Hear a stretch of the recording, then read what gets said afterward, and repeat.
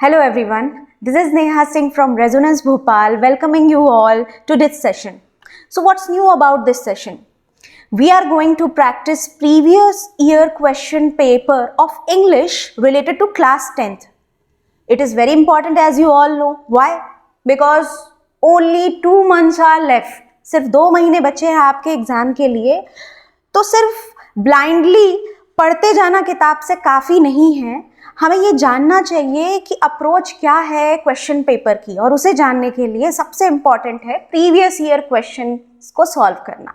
ठीक है, तो हम देखते हैं आखिर प्रीवियस ईयर क्वेश्चंस में ऐसा क्या है और अपकमिंग एग्जाम में किस तरह के क्वेश्चन आने की चांसेस हैं. ऑलराइट, ठीक है, लेकिन उससे पहले हमें ये देखना होगा कि सिलेबस का पैटर्न क्या है.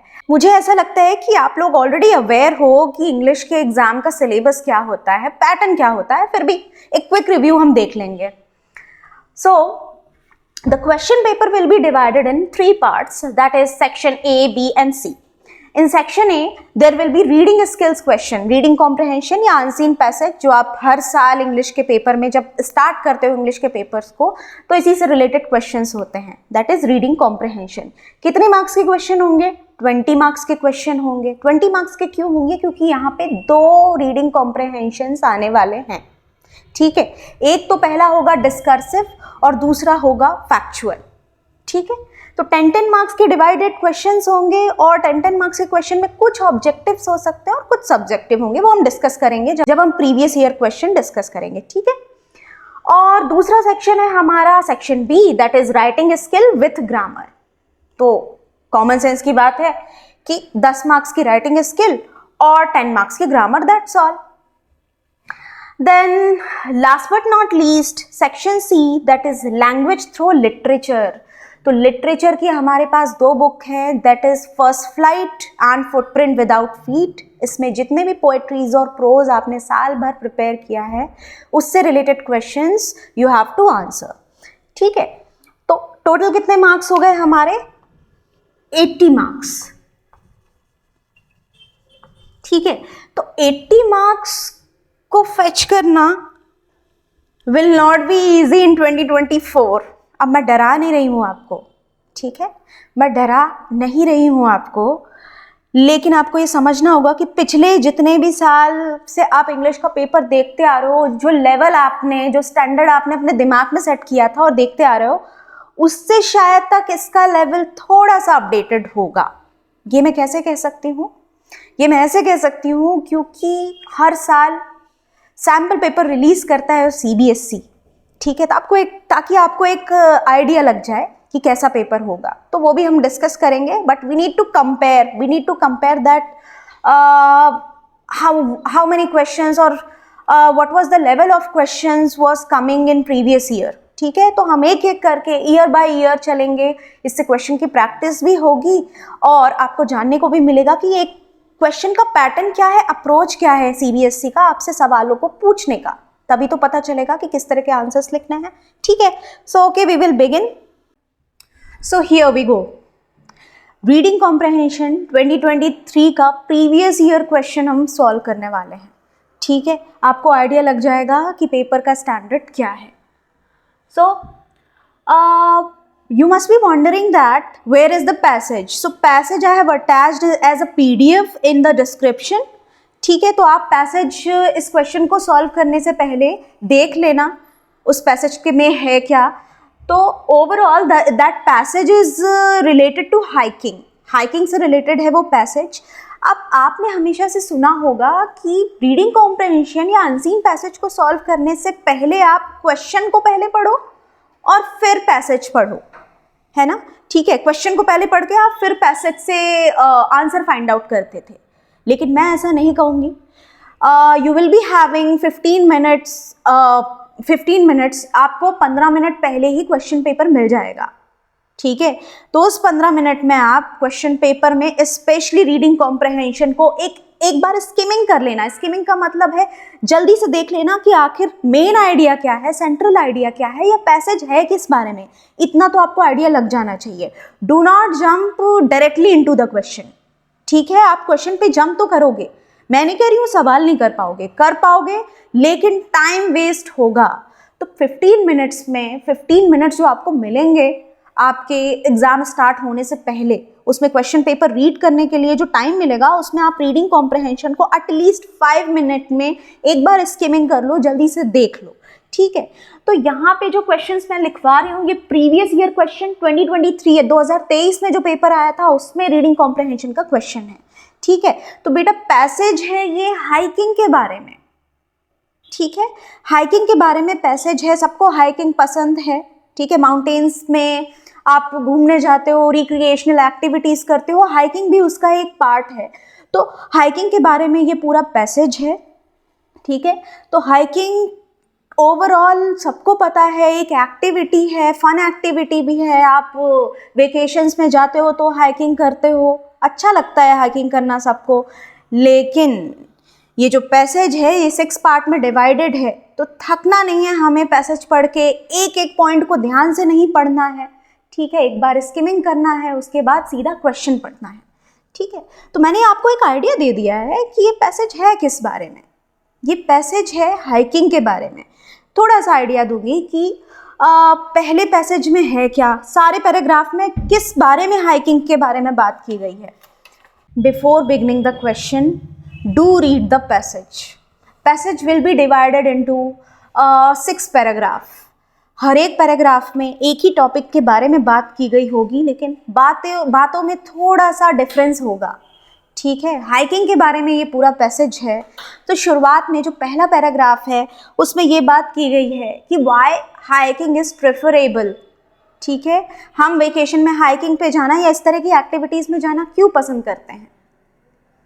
As you know that the city life is quite chaotic. आप परेशान रहते हो, ट्रैफिक फेस करते हो, हमारी लाइफ इतनी ज़्यादा बिजी है, तो इतना जो केओस दिमाग में हमारे सेट हो जाता है इस लाइफ से, उससे खुद को थोड़ा सा रिलीव करने के लिए हम इस तरह की एक्टिविटीज़ यानी कि हाइकिंग में इन्वॉल्व होते हैं। तो पहला पैराग्राफ हमारा इससे रिलेटेड है, ठीक है। दूसरे, तीसरे और चौथे पैराग्राफ में हाइकिंग के बेनिफिट्स है।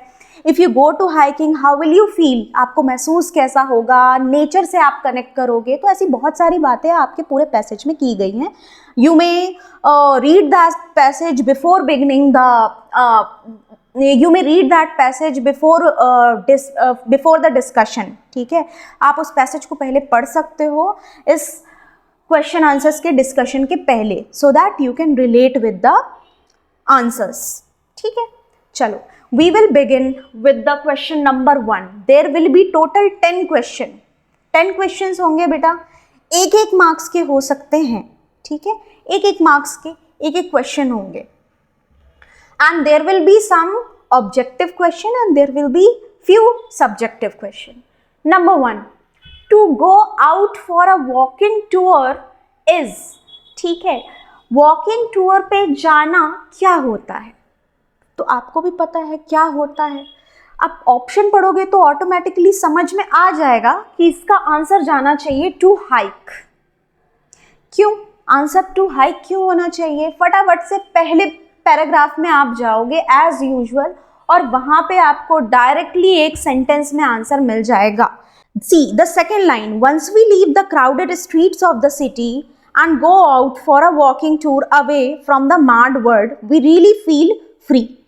तो हाइकिंग के बारे में डेफिनेशन दी गई है, हाइकिंग को डिफाइन किया गया है शुरुआत की 4 से 5 लाइन में। तो सेकेंड लाइन में उसकी डेफिनेशन में हमें इसका आंसर मिल जाएगा, to go out for a walking tour. Walking tour पे जाना सबके साथ, ये क्या होता है? हाइकिंग होता है। ईजी है, इज इट ईजी? और वो भी 2023 पिछले साल के ही पेपर में आया था, ठीक है। सेकंड क्वेश्चन डिस्कस करते हैं। Why does the writer say that the mind is at ease when you hike? Writer ये क्यों कहता है कि हमारा दिमाग ईज में रहता है, शांत रहता है जब हम कहाँ जाते हैं? हाइक पे जाते हैं, जब हम हाइकिंग करते हैं, ठीक है। एक बार ऑप्शंस पढ़ लेते हैं जल्दी से। Because hiking is an inexpensive activity, ऐसा तो कहीं हमने पढ़ा नहीं। Because it brings families together, ऐसी भी कोई बात नहीं हुई थी पैसेज में। Because of intolerable noise of traffic, ये कैसा ऑप्शन हुआ? हाँ, because the depressing daily routine is forgotten. कुछ तो याद आ रहा है कि फर्स्ट पैराग्राफ में ऐसा ही था। जल्दी से हम इसे एक बार फाइंड आउट करेंगे फर्स्ट पैराग्राफ में। Yes, the third last line of first paragraph, it is there, the word is there, ठीक है, forgotten. So the answer is the congestion of the city, uproar, tumult, the intolerable noise of traffic, the hectic daily routine, all these are forgotten and the mind is at ease. सीधा answer आपको मिलेगा आपके paragraph में, तो हमारा answer है D.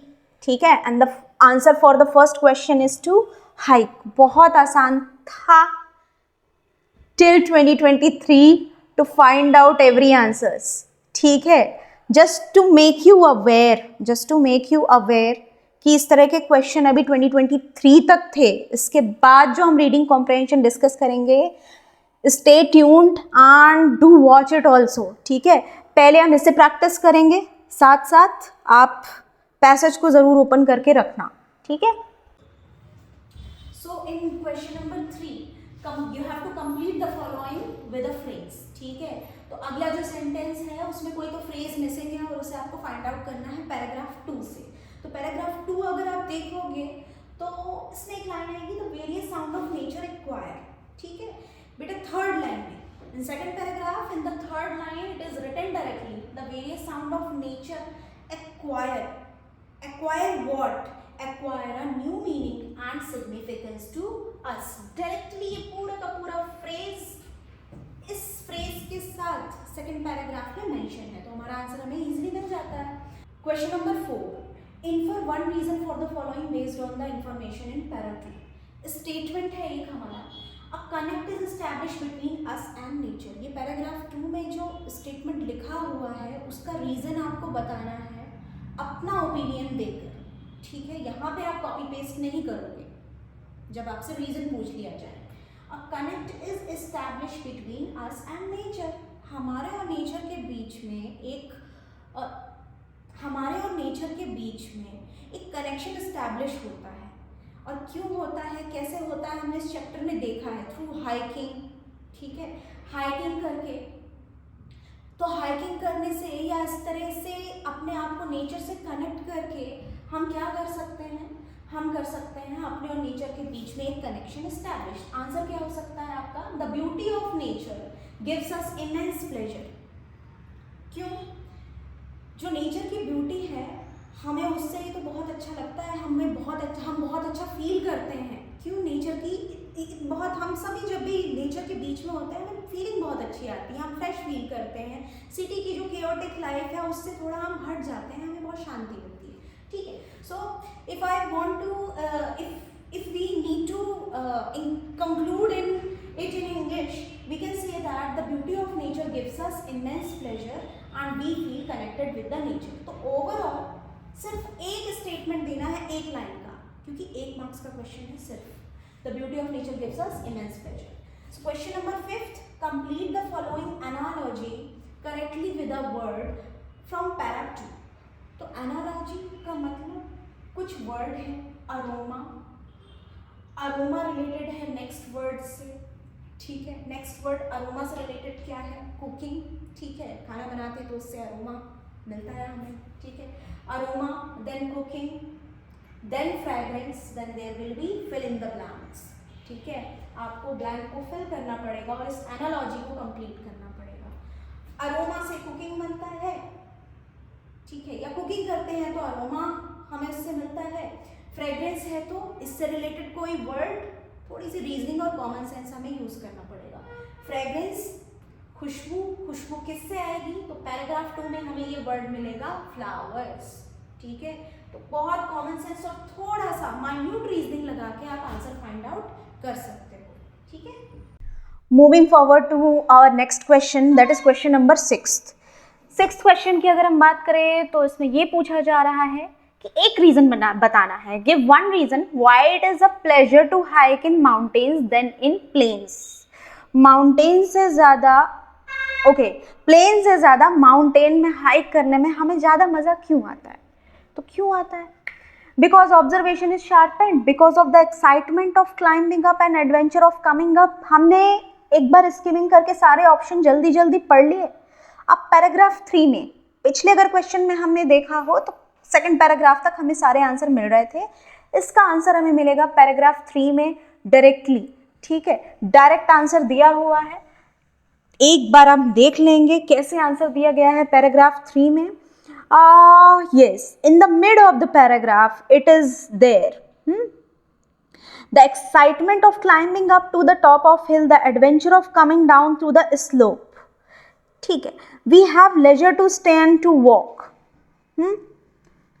Because of the excitement of climbing up and adventure of coming up.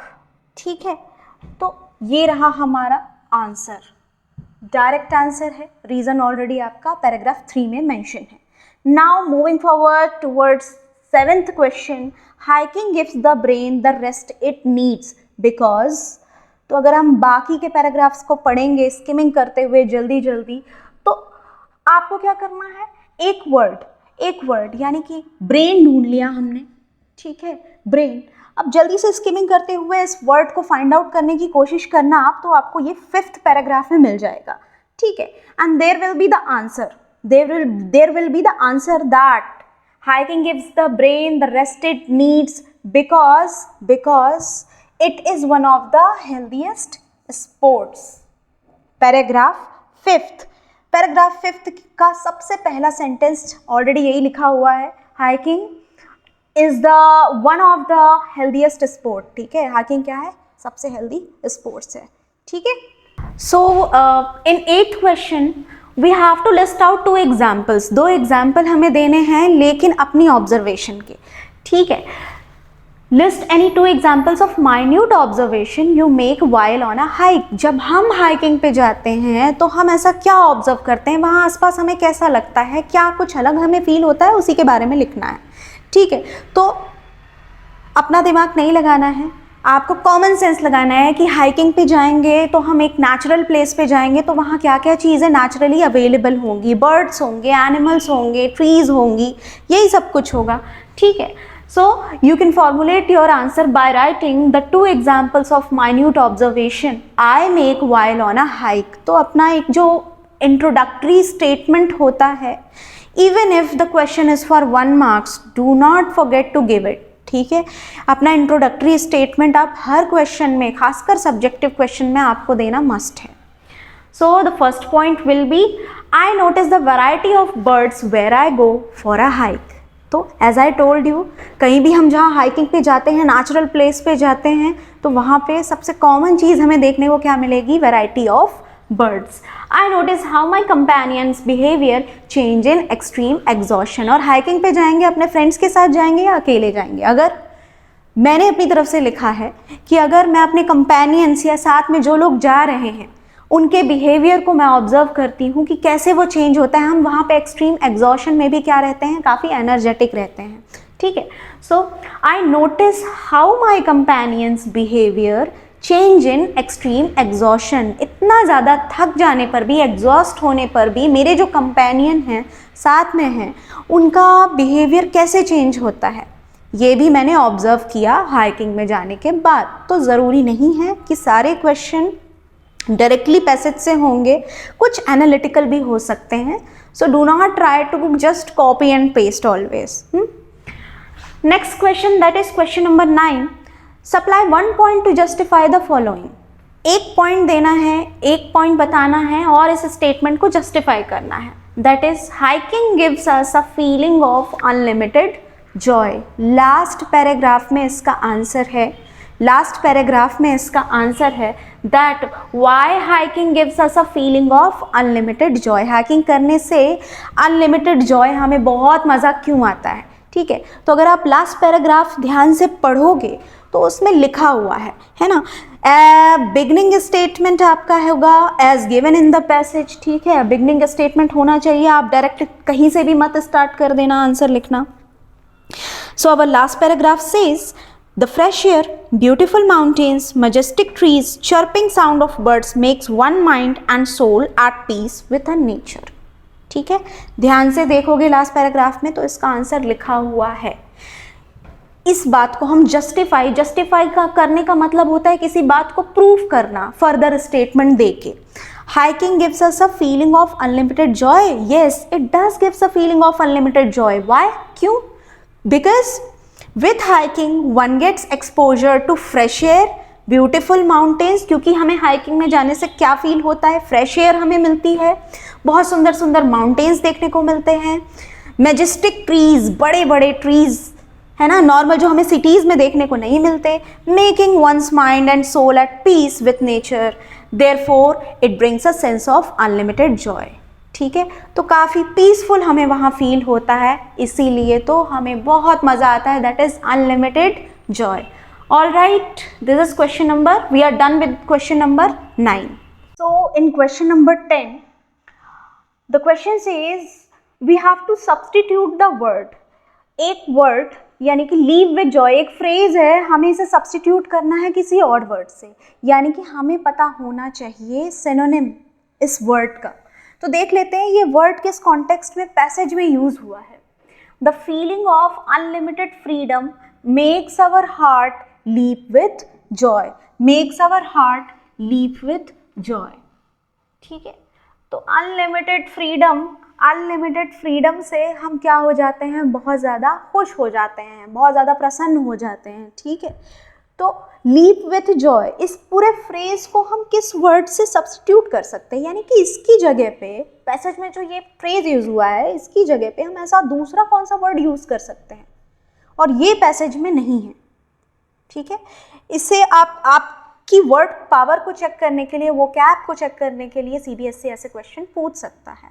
So leap with joy और just to be extremely happy, बहुत ज़्यादा खुश होने को हम एक वर्ड में कह सकते हैं exuberant, to be very very happy है ना, exuberant, rejoiced, cheerful and elated, ये चारों वर्ड हैं और मतलब एक ही है। ठीक है, to be very very enjoyful, बहुत ज़्यादा खुश रहना या फिर बहुत ज़्यादा हैप्पी रहना, extreme the state of extreme happiness, we can conclude it in one word, that is exuberant or rejoiced, cheerful or elated. So we are done with previous year question of 2023 that is related to section A, reading comprehension. इसके बाद हम further videos में section 2 को part B में cover करेंगे, जिसमें कि हमारा राइटिंग सेक्शन और ग्रामर आता है। Okay, so stay tuned.